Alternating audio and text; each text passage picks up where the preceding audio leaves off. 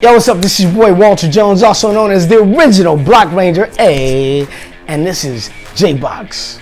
Walter Jones formou o primeiro grupo de adolescentes com garra recrutados por Zordon, a contraparte ocidental do Mammoth Ranger da série japonesa Zyuranger.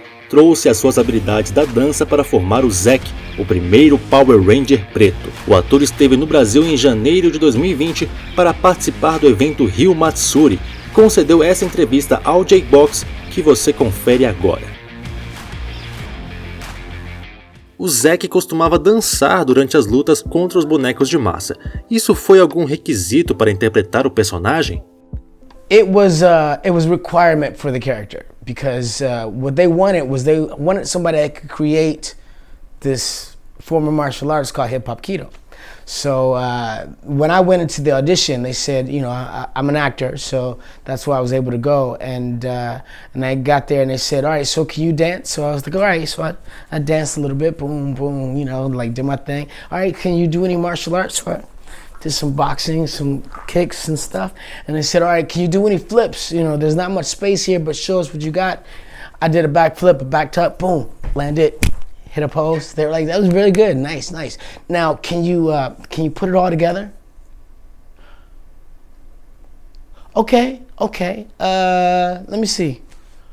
Yeah. So I started dancing, doing some kicks and punches, back flip, came back, bowed out, and they were like, very good. We'd like for you to come back tomorrow. So at the end of the day, they were looking for that for every character to play Zack.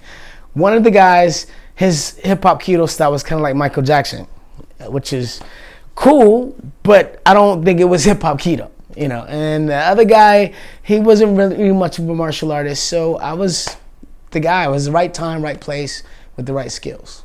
O hip-hop, como as outras artes marciais, ensina a autoconfiança e a disciplina. Lembre-se de só usar os movimentos para autodefesa quando estiverem em perigo. Tudo bem?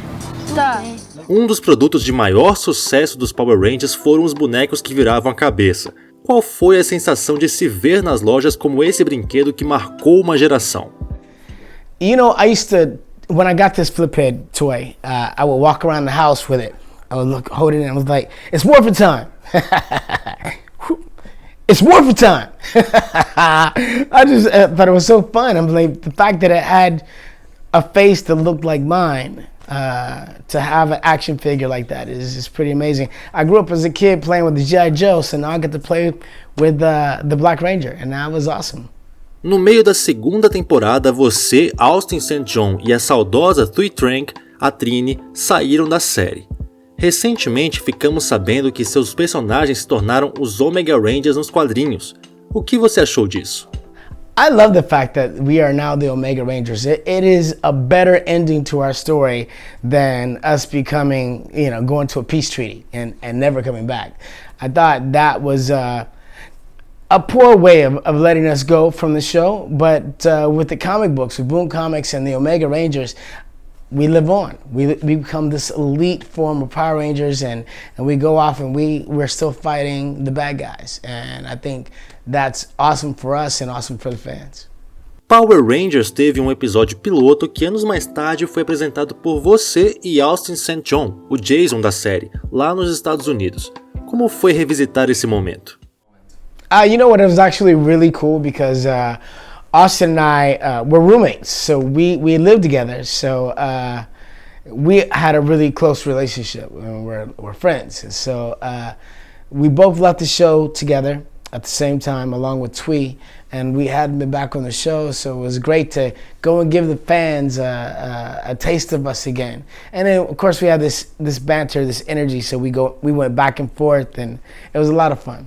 Em Power Rangers Galáxia Perdida, você emprestou sua voz para o vilão Nightmare, e em Power Rangers Força Animal, você dublou o vilão D-Rock, um dos capangas do General Vendix, no episódio Eternamente Vermelho. Retornar à franquia como um dublador foi um processo tranquilo, apesar de sua saída da série original? Oh yeah, of course it was friendly. I never had an issue with anybody that worked there. It was just an issue with the working standards. I felt like it should be a union show. To go back and do voiceover, basically I went into a booth with the sound guy and Scott or one of the other sound guys, and they said, all right, here's the voice of the monster. They showed me the footage. I did the voice, and I was done within a half hour. Didn't take that much time, and there was no one else there to interact with except for the voice professionals that record. So it was not an issue at all. It was fun. I was happy to be back because I know the fans miss me, so I was happy to give them something. Time for the main event. Yeah. What's that? Stop! Dylan, let's go!